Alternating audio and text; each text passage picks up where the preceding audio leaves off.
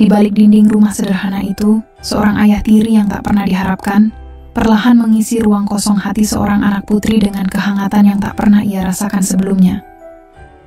Namun, benarkah ikatan itu akan bertahan, atau justru menjadi awal dari sesuatu yang tak terduga? Tonton video ini sampai selesai. Yang sudah subscribe dan like, saya doain hari ini mendapatkan rezeki yang berlimpah dan disembuhkan dari segala penyakit. Jangan lupa absen di kolom komentar dari daerah mana saja kamu menonton video ini.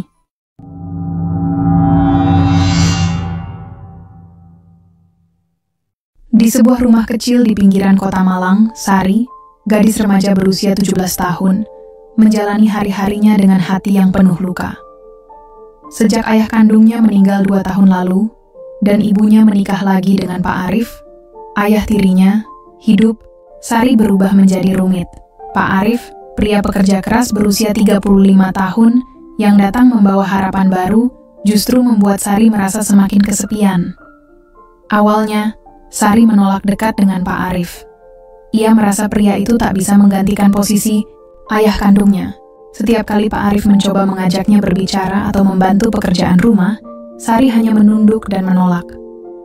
Suasana rumah penuh dengan keheningan yang membekukan.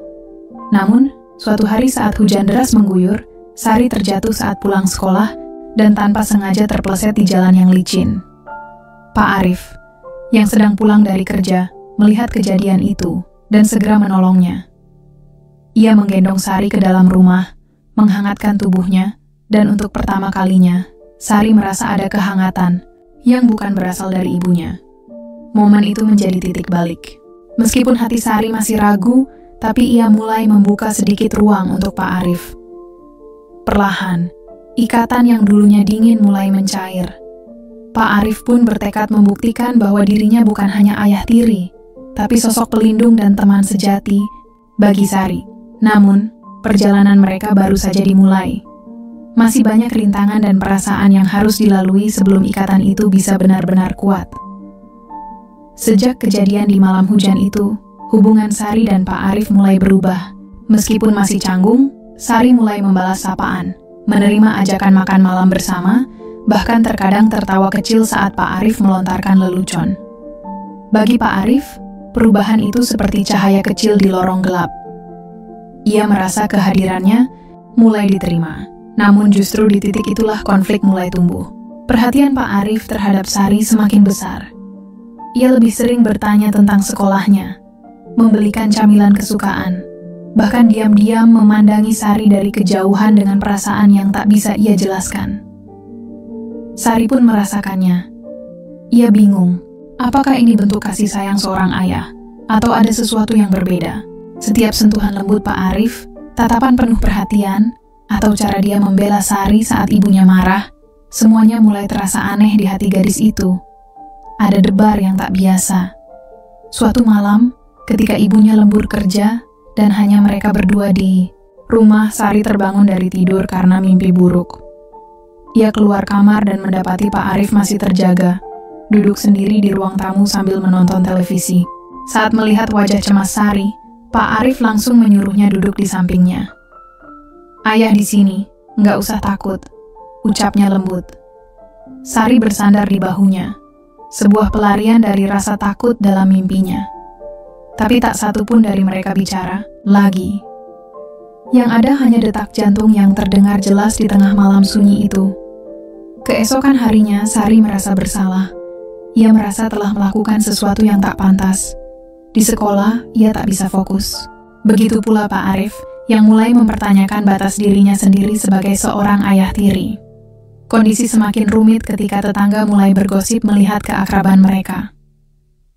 Ibu Sari pun mulai merasa ada yang tak beres, terutama saat mendapati Pak Arif sering menatap Sari terlalu lama. "Aku takut, aku makin nggak ngerti perasaan ini," bisik Sari di dalam hati. Di suatu malam saat menatap bulan dari jendela kamarnya, keduanya mulai menyadari perasaan yang berkembang di luar kendali mereka. Namun mereka juga tahu bahwa hubungan ini sangat rumit dan tabu.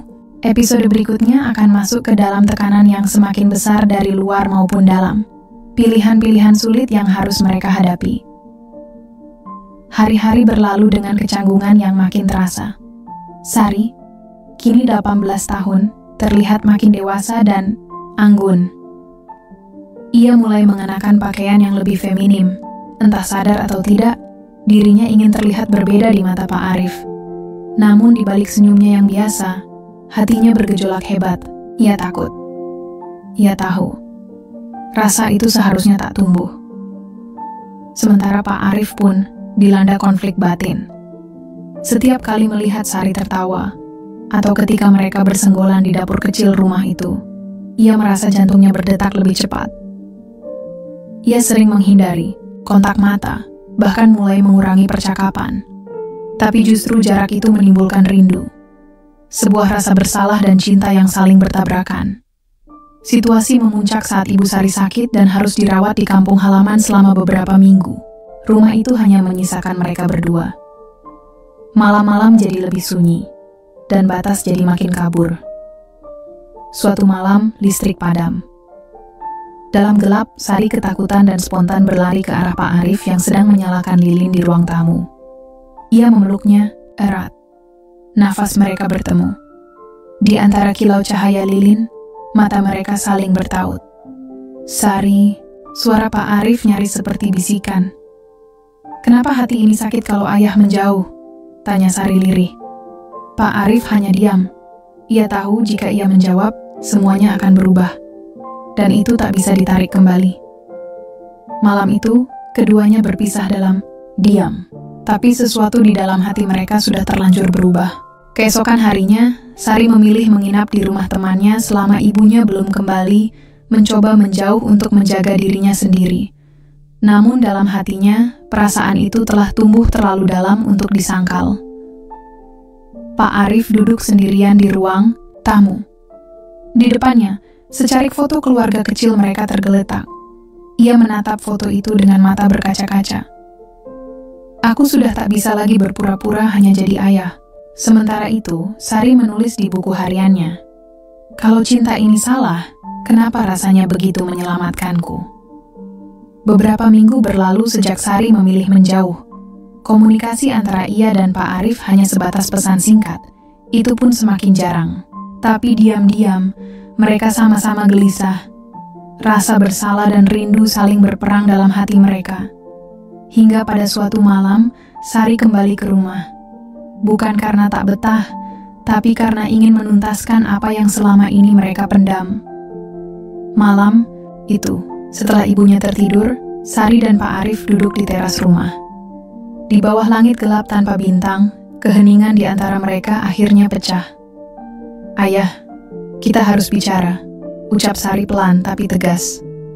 Pak Arif mengangguk, menatap gadis, yang sudah tidak lagi terlihat seperti anak kecil. "Aku gak bisa terus pura-pura gak merasa apa-apa. Aku sayang, tapi bukan seperti anak ke ayah. Aku tahu itu salah. Tapi aku juga tahu, itu nyata." Pak Arif menunduk, tangannya gemetar. "Aku juga merasa hal yang sama. Dan aku sudah mencoba menjauh, mencoba melupakan. Tapi ternyata, aku gagal." Air mata mengalir di pipi Sari. Bukan karena penyesalan, tapi karena akhirnya kebenaran terucap. Mereka tidak saling menuduh, tidak juga saling menyalahkan. Hanya duduk berdampingan dalam kejujuran yang menyakitkan. Hari berikutnya, semuanya berubah. Cepat, ibunya Sari memergoki mereka berbincang terlalu mesra. Tak butuh waktu lama hingga intuisi seorang ibu menguak segalanya. Tangis, teriakan, dan amarah meledak di dalam rumah itu. Ibu Sari merasa dikhianati oleh dua orang yang paling ia percaya. "Kau ayah tirinya." "Aku tak percaya. Kau anakku." Sari berlutut, memohon maaf. Ia tidak bisa mengingkari rasa itu. Dan justru karena ia tahu itu salah, ia ingin jujur. Dalam kekacauan itu, Pak Arif membuat keputusan besar. Ia pergi dari rumah. Tapi sebelum pergi, ia meninggalkan surat. Sebuah pengakuan tulus tentang perasaannya, rasa tanggung jawab, dan tekadnya untuk memperbaiki semuanya dari luar.